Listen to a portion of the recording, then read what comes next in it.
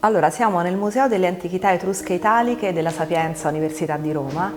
È un museo universitario, un museo che ha tutta un risvolto anche nella didattica oltre che nella ricerca, e in questo momento stiamo ospitando una mostra sul patrimonio culturale disperso, sul patrimonio archeologico disperso, che è una, di quelle piaghe che purtroppo affliggono soprattutto le antichità etrusche, che sono state depredate nel corso del tempo, dei secoli e anche purtroppo in tempi moderni, e i reperti andati dispersi in musei e in situazioni di ogni genere. Qui ci troviamo accanto a un eccezionale vaso, un cratere attico a figure rosse di Eufronios, che è uno dei massimi maestri della ceramografia ateniese della fine del VI secolo a.C. E questo straordinario oggetto, che è un cratere, un grande vaso per il vino, è stato restituito all'Italia dal Metropolitan Museum di New York, perché ne è stata provata la provenienza non solo dall'Italia ma proprio da Cerveteri. In particolare la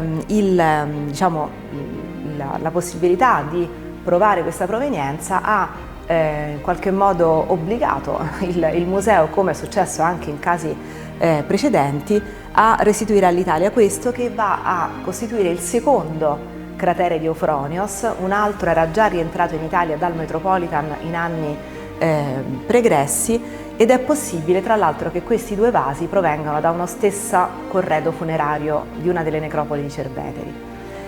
Il vaso è, dicevamo, straordinario perché appunto siamo di fronte a una delle massime personalità delle botteghe ateniesi della fine del VI secolo. Eufronios firma il vaso con la sua appunto il suo nome e il verbo egrapsen, quindi si firma come pittore, non tanto come ceramografo, in un vaso che rappresenta una lotta tra Eracle, aiutato da Atena, e Kyknos, questo gigante brigante contro cui Eracle combatte e vince.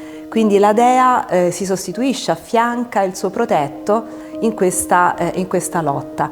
Altre divinità contornano la scena. Purtroppo il vaso è leggermente lacunoso, ma non impedisce di apprezzare il livello assolutamente eccezionale dell'opera, in cui ogni particolare, ogni singola figura è indicata da una didascalia che esprime appunto il nome della divinità.